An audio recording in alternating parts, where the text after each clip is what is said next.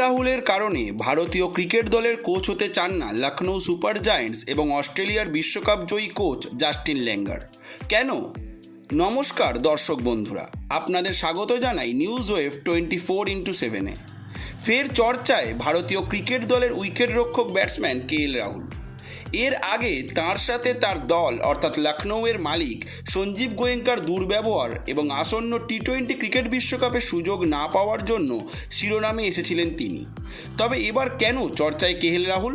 প্রত্যেক ক্রিকেট প্রেমী জানেন বর্তমানে ভারতীয় ক্রিকেট বোর্ড বিসিসিআই দলের জন্য কোচ খুঁজছে। সেই তালিকায় অনেকেই যেমন আবেদন করেছেন, আবার অনেকে উঠে এসছেন পছন্দের তালিকায়। তাদের মধ্যে একজন হলেন লখনৌ সুপার জায়ান্টস এবং অস্ট্রেলিয়ার বিশ্বকাপ জয়ী কোচ জাস্টিন ল্যাঙ্গার। তবে তিনি আবেদন করতে আগ্রহী নন এবং তার কারণ খোদ তার দলের অধিনায়ক লোকেশ রাহুল। বিসিসিআইয়ের বিজ্ঞাপন দেখার পর কোচ হিসাবে আবেদন করতে আগ্রহী ল্যাঙ্গার লখনৌয়ের অধিনায়ক রাহুলের সঙ্গে আলোচনা করেন। সেই আলোচনা প্রসঙ্গে ল্যাঙ্গার বলেছেন, আমি রাহুলের সঙ্গে কথা বলেছিলাম।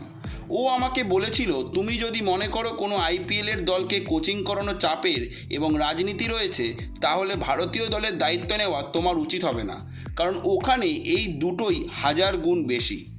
আমার মনে হয় রাহুল আমাকে ভালো পরামর্শই দিয়েছে। রাহুল আরও জানিয়েছেন আমাকে, সঞ্জীব গোয়েঙ্কার ফ্র্যাঞ্চাইজিতেও রাজনীতি রয়েছে।